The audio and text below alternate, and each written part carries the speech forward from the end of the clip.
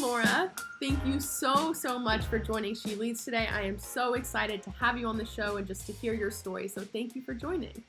Thanks for having me. It's exciting. Yeah. So Laura, you are the founder and CEO of Van Robotics. So what you guys do is you build smart robot tutors using AI, machine learning technology to advance academic learning outcomes for the K-8 student, as well as students that are going through who are challenged to learn as effectively and just a challenge learning compared to another student. So I'm really excited to hear more about Van Robotics, but just to get started, one thing I love to ask my guests first is take me back to 21-year-old, 22-year-old Laura, graduating college. What were you thinking? What did you want to be? What questions were you asking yourself? And just, how did you navigate your next step? It's a really good question. I mean, I'm a late bloomer, so I'll put that out there. When I was graduating from college, I really thought that I would be in a completely different industry. I thought I was going to go into business at some point. I thought I would do advertising. I was really drawn to the field, and I thought it was really interesting how words could be used in various creative ways to create, an image or a picture. So my undergraduate degree was in writing, was in English. And so it's been a long road from there to Van Robotics. But I at that point, I was still really not sure where I was going to apply that information. I kind of took the non-traditional path. I got married a couple years out of college, had kids, stayed home. And then when my kids were going back to school, I decided I wanted to go back to school because I had a newfound interest in technology and education. So that's, I think, where things kind of started to form into what ultimately became Van. Wow, that's amazing. So in this time right after college, did you dabble in advertising and did you go into different industries and you realize, okay, this is not for me. I haven't found my passion yet? Yes. Okay. Exactly. Yeah, I did. I dabbled here and there. I took a couple of jobs. I did some introductory work for a couple of companies and some firms that were, pretty large in size. And so I got to learn a lot about that, but I didn't really find my foothold there. I didn't have the passion for that work because it was the product that you really have to have a passion for. It was the industry that you really needed to feel that way about. And I just hadn't found that yet. Yeah. So now you've had kids, and that's almost where it seems like you opened your eyes to education, and you realize, okay, there's something to improve here in this education sector. So it seems like that came first, and then robotics, or how were you navigating once you knew, okay, this is where I'm passionate about? Yeah. So actually, before then, I was really interested in technology, but I sort of had a habit and a hobby of kind of working on computers, and I was doing a lot of sort of off the sort of mainstream things with computers to try to learn programming. And I found myself very attracted to that. I was like, this is very cool. This is very much, sort of my speed, the logic of it, and building something from scratch. It just really appealed to me. So I had started with that. When my kids went back to school, I was getting my master's in computer science. Right. So I made the switch from English to technology somewhere in the middle there when I realized I was really drawn to computers and programming and the logic of it, and building things. And then when my kids went back to school as a part-time job, I was an adjunct professor for a while, and I loved it. I loved teaching. I just completely felt like, okay, this is something I could do for a while. So it just kind of merged the two. I was teaching at the college level, but I was also really focusing on technology and really kind of conveying those concepts to new students. Yeah. So did you have people or mentors guiding you and telling you may be interested in computer science? Because English compared to computer science is very different, and like writing a lot, it's just a completely different mindset almost. So how did you even come across it? Yeah, it's interesting. I didn't really. I just kind of fell into it. It was one of those things where somebody needed their computer fixed, for example, and I would go and solve, search for the solution, how to fix it, and how to make it work better, and it kind of just drew me in. So I can't say that I had a mentor at that time specifically. Yeah. But since then, I've definitely had great mentors that have kind of guided me. Once I found my foothold, like, okay, this is what I really want to do, or this is what I really like, then I think those mentors have really sort of helped guide that path. Amazing. So tell me now, the founding of Van Robotics, first of all, did you see yourself as an entrepreneur or as someone who is going to start something yourself, or where did you even discover what entrepreneurship was and this idea where, okay, you know what, I can be the founder and start something? Sure. Yeah, that's a great question. No, I definitely didn't see myself as an entrepreneur up until the point that I realized the impact that we could have as an entrepreneur. Yeah. So I think that was the light bulb moment when I was an academic and I was doing a lot of research and I was conducting studies, and I saw the great results that we were getting and the potential that the technology we were building could have. Yeah. And I realized that if I continued down that road, it could be great. We could discover some new things. And I just felt for me that it would have limited the impact we could have on a larger scale. And so that's when I decided that I needed to learn more about this entrepreneurship thing. And I got I was at Yale at the time. I was working as a research scientist, and I was accepted into the venture creation program, which is part of their entrepreneurial institute. And that was really sort of the beginning that got the ball rolling. They it was sort of an accelerated program in the summer. So we learned a lot about, the basics of entrepreneurship. Yeah. And then from there, that's when sort of the entrepreneurship, I guess the dedication, the jumping off the cliff moment happened, right? Yeah. Left my job there at Yale and went full force into entrepreneurship full time. Wow. And is it during this time as well that you came up with Van Robotics and almost integrating robots with education? Yeah, I think it was during my research career actually that I realized, like, okay, I've learned this worked, this didn't. I learned that worked, this didn't. How do I merge these things together to create one technology that I felt could be really potentially powerful and impactful in students' lives? And so that's where the idea was kind of born, and that's really where it developed. So by the time I was ready to leave my position there as a researcher, I had already pretty much had a pretty solid idea of what that technology would look like. Yeah, that's awesome. Did you ever have people doubting you or questioning what you're doing, being like, no, robots can't teach students, or this industry is too hard to go into, don't do it? All the time. Really? So all the time. So how did you were just confident enough to know, no, this is going to work, or how did you deal with that? No, I mean, it's a great question, because I honestly, I think everybody that I've talked to has been told that, like, you're crazy, this isn't going to work. Yeah, how many people fail in this? And yeah, that's nice patting you on the head. Like, that's a great idea. Kind of that sort of response. I think I've had it more times than I can count. But I think that what got me through that is probably I have very stubborn. I think once I know something to be true, it's very difficult to get me to move off of that block. If I've put in the sufficient research and the testing of the hypothesis and all that kind of stuff, once I'm there, it's almost like it hurts getting that kind of feedback, and it definitely makes you question, but it didn't ever make me change my belief. Yeah. So that's the thing. I think when you're so convinced that this is something that you personally, because you've been there, you've walked the walk, and you've tested the product or the idea, that's what you have to cling to. Yeah, is you had that conviction. I think that's what drove you. Yeah. So exactly. In the very early stages, so you mentioned how you tested the idea, and one thing that you learn in entrepreneurship is the idea of having an MVP and really not building the perfect product, but having it enough to test it and really see if there's traction.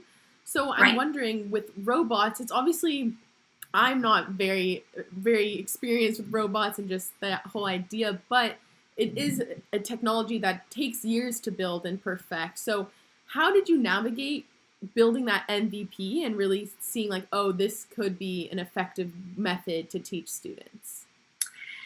Yeah. So the way we navigated the MVP, when I was leaving my position at Yale, I knew we needed a little bit of sort of seed money to get things off the ground. So we needed some money to buy materials and to buy the physical, the components basically to put together the robots. Yeah. We also needed a little extra money to pay for people. So what I did was I looked around for some startup friendly incubators and organizations that would support us through grants. So there was no equity commitment. There was no layout of any promise sort of in the future. It was just basically, here's a small grant. I think the first one we got was $25K. It was large enough to support the components and building and to support a little bit of extra work for, subcontractors, people that we could just quickly hire and say, hey, can you create this CAD really quick? Hey, can you put this together, this physical, robot that we were building from scratch. And so that $25K was really instrumental in helping us kind of get the proof of concept, the MVP, off the ground. Definitely. Great. So now bring me, as Van Robotics is growing and you guys have developed is it ABII or how do you pronounce it? Abi. Yeah. Okay. So as you're developing Abi, what were the biggest challenges that you had? And a key challenge that sticks out that you're like, wow, looking back, I'm like, it's crazy that we got through that, but we did. Yes. Huge. Funding. I think in a nutshell. Yeah. Funding is the oxygen to every startup, right? I mean, if you don't have any funding, if you don't have any cash, it's really difficult to not only prove your concept, but to also gain any traction. So funding was probably the most difficult. I think right after I left Yale and I got that first grant, a few months later, I applied for the Techstars Accelerator program. And that was the next step in terms of being able to have the capital, have the training that I needed to learn how to not only build a product, but also how to build a good company with a good, strong foundation to build, and to ultimately support the people that would build the product. So I think that was probably the biggest challenge, funding. So going off of funding, one thing that I ask is, as a female founder, obviously it's unfortunate, but there's still a gap between female funders and founders compared to male. And so I'm wondering, did you ever feel that because you're a female, because you're starting a tech company, all of this, does this impact how investors viewed you and your company and whether they give money? Yes. Yeah. 100%. So what advice can you give to other females? Like, how do you go through that? Yeah, I think it's tricky, right? I mean, I think it's different for everyone that goes through the process. Yeah. I think one thing that's really important always to remember is who you are, right? No matter who you are, no matter what that looks like for you, I think you need to remember that going into any investor meeting, any pitch competition, anything that you do, I think, for your company, representing your company, is to stay true to that. Because I think that ultimately will really impact the success that you have with your company. It's your company. And I think one thing that we tend to do is unfortunately, there is a lot of bias in the funding process. It's been proven. There's been studies and all of that good stuff. But you will find the right people. If you remember who you are and you stay true to that, I think, and you stick with it, that whole, stick with itness, I think is important because, it's easy to kind of lose that momentum when you feel like, okay, I just need this X amount of dollars to get to the next level. And everybody keeps saying no and no and no and no. I think there's a good number of resources available for us as women. And now the network of women is growing. Yeah. So even though they may not be with you right where you are, I think it's important to have that and know that there are other women out there who've got your back. Yeah. Definitely. And I feel like based on you talking, there's a sense of resiliency and persistence that you have to have. You just have to almost have trust in what you're building and in yourself being like, okay, it's another no, but eventually they'll get a yes. Do you feel that? Yeah. Yeah, because I think in the beginning, when I was going fundraising, I thought, the investors had sort of this upper hand somehow, like they kind of owned the show. And somehow there's this little piece of you that might be convinced that they have some impact on your success or failure. Yeah. But the reality is they don't. right? Yeah. That person is just one person in a millions of people who may impact your success or failure. Yeah. So that person may just not be the right person to be part of your success. And that's, I think, what we need to tell ourselves, because that's accurate, right? Yeah. Whether people fund you or not, they don't get to decide your success or failure. Yeah, I love it. So sticking to this just for one more question, then we'll move on to Van Robotics. But I am wondering, as a leader, you almost have to, how do you develop the tools to almost put this front to your employees being like, we're okay, whereas like you could be dealing with, you know, finding funding and like the scariness of whether you're going to make payroll for them and things like that. Like, how do you balance like the front that you give them versus what, like making sure that you are also okay? Yeah.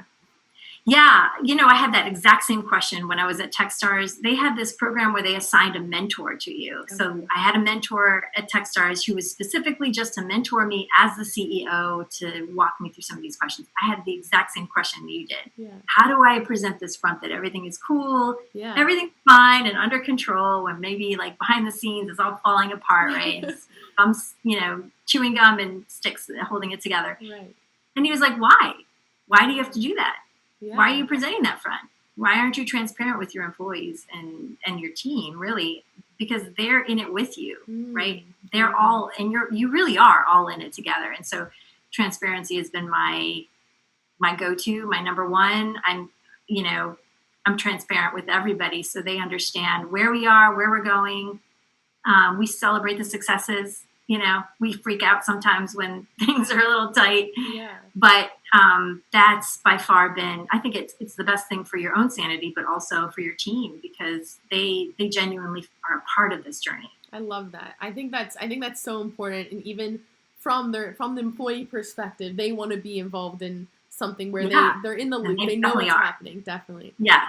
So, okay. So going into Van Robotics, tell me a little bit about the impact that Avi and just Van Robotics has had on education, and just in general, how has it been today? It's been exciting. I mean, we literally had our first shipment of robots in December. Wow. So we shipped or sold officially our first robot in January. And since then, we are now in more than 40 organizations. We're in 14 states. We get inundated with messages from not only parents that want to buy the home edition. We just rolled out the home edition for the COVID to help with the COVID situation, but also we're getting calls from teachers and from district level, you know, people who are worried about the fall, right? Because all of these kids have been out of school for 3 months, plus summer's coming. It's another 3 months. Yeah. It's a little bit of melee, and unfortunately, we're going to have a larger population of kids that are now going to be below proficient. And that delta between the kids that are proficient and those that aren't is going to be much wider. So It's going really well. We feel like we're doing good things, and you know, we're just keeping up with the demand right now. I'm sure, because how did you once COVID happened and education was obviously very stunted by this, and parents are now teaching their kids while they have work to do. So it's just a lot of challenges came with it. How did you, as a company, be like, okay, this is a big time for us. We need to, like, a lot of changes can happen for us. How did you prepare for that?